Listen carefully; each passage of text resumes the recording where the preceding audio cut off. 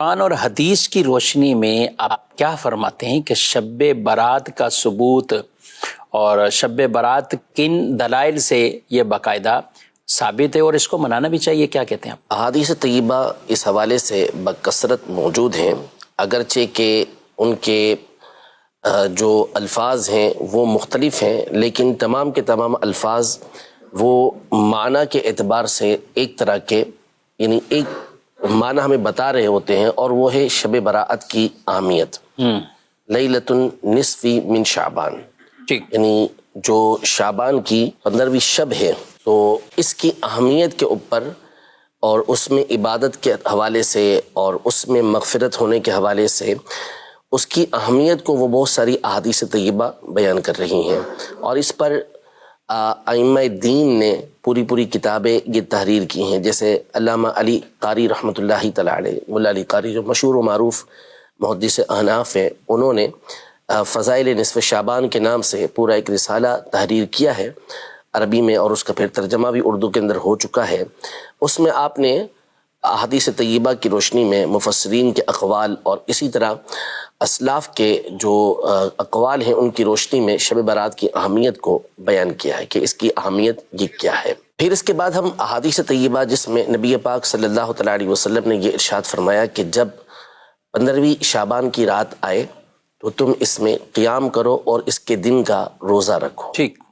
اور پھر دیگر احادیث طیبہ میں کہ صبح تک اس میں بخششیں کی جاتی ہیں۔ بعض حدیثوں کے اندر یہ ہے کہ بنو کلب کے بکریاں ہیں، ان کے بالوں سے زیادہ بندوں کی بخشش کی جاتی ہے، ان کو معاف کیا جاتا ہے، ہر طرح کے مسلمان کی بخشش کر دی جاتی ہے،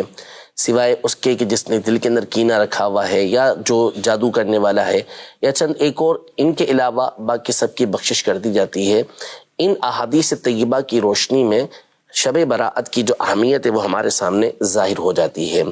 پھر اس کے بعد اگر ہم اسلاف کے عمل کے اوپر غور کریں تو بڑے بڑے تابعین اور انہوں نے جنہوں نے صحابہ کرام علیہم رضوان کی صحبت پائی،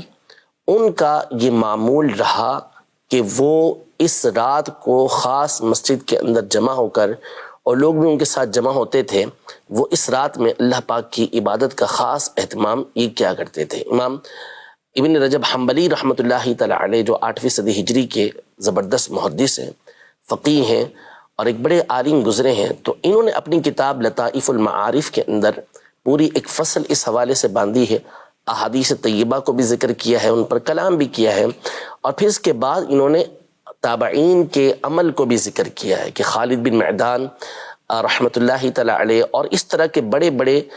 جو تابعین تھے ملک شام کے، وہ جمع ہوتے اور پھر اس کے بعد عبادت کیا کرتے تھے۔ یوں ہی امام فاقیہی رحمۃ اللہ تعالی علیہ جو 3ری صدی ہجری کے بزرگ ہیں، انہوں نے اپنی کتاب اخبار مکہ کے اندر، جس میں آپ نے مکہ مکرمہ کے فضائل، مکہ مکرمہ کے حالات، مکہ مکرمہ کی تاریخ کو ذکر کیا ہے، تو اس میں آپ نے اس بات کو بھی ذکر کیا کہ اہل مکہ کا شعبان کی 15ویں رات کو طریقہ کار کیا ہوتا تھا، تو انہوں نے باقاعدہ اس بات کو لکھا کہ یہ اہل مکہ اس رات کو جمع ہو کے خاص طور پر عبادت کا اہتمام کرتے، زمزم کا پانی پیا کرتے تھے اور کھڑے ہو کر اللہ پاک کی بارگاہ میں عبادت کرتے، تہجد کی نماز ادا کیا کرتے تھے، دعائیں کیا کرتے تھے، یوں ساری رات یہ اللہ پاک کی عبادت کے اندر گزارتے تھے۔ تو یوں اسلاف کے عمل سے بھی یہ بات بالکل واضح ہے کہ یہ حضرات اس رات عبادت کا اہتمام کرتے تھے، اور یقیناً یہ وہ طریقہ کار تھا کہ جو انہوں نے اپنے سے پہلے والوں سے سیکھا تھا، تابعین نے اپنے سے پہلے والوں سے سیکھ کر پھر اس کے اوپر عمل کیا، اور اہل مکہ بھی پہلے والوں کو دیکھ کر، کیونکہ یہ بات جو لکھی جا رہی ہے وہ 3ری صدی ہجری کے اندر لکھی جا رہی ہے اور وہ پہلے سے ان کا عمل بیان کر رہے ہیں، تو اس کا مطلب ہے کہ کافی پرانا یہ عمل جو ہے وہ اہل مکہ کرتے ہوئے آ رہے ہیں، تو یقیناً صحابہ کرام علیہم رضوان کو دیکھ کر انہوں نے یہ عمل کیا ہوگا، شروع کیا ہوگا، اور اسی کو پھر آگے مستقل وہ کرتے رہے، اور یہی پھر تعلیمات آگے پہنچی ہیں۔ تو اب اس رات میں عبادت کی اہمیت تو بالکل واضح ہے، اور اسلاف کا طریقہ کار بھی موجود ہے، حتیٰ کہ ان حدیثوں پر کلام کرنے والے اسلاف نے بھی یہ بات ذکر کی ہے کہ یقیناً اس حدیث کی، اس عمل کی کوئی نہ کوئی اصل یہ موجود ہے۔ ٹھیک، پھر اس کے بعد ہم دیکھیں عبادت، تو نفس عبادت یہ اللہ پاک کو پسند ہے، جگہ جگہ قرآن مجید فرقان حمید میں یا ایھا الناس اعبدوا ربکم اپنے رب کی عبادت کرو، اس بات کا حکم دیا گیا۔ تو جب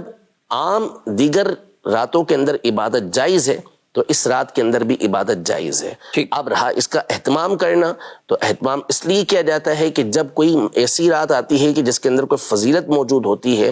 تو یہ تو انسانی فطرت ہے، یہ تو ایک طریقہ کار ہے کہ بندہ کسی مقدس مقام پر جاتا ہے، کہ مقدس مہینہ آتا ہے، کوئی مقدس دن آتا ہے، ایام آتے ہیں، تو اس میں عبادت کا زیادہ اہتمام یہ کیا جاتا ہے۔ تو اس لیے مسلمانوں میں یہ جو طریقہ کار رائج ہے کہ اس رات خاص اہتمام کے ساتھ یہ عبادت کرتے ہیں، تو یہ شریعت کا مطلوب اور محمود عمل ہے۔ بندہ یہ کرے گا تو انشاءاللہ اس کو اس پر ڈھیر و ثواب یہ ملے گا۔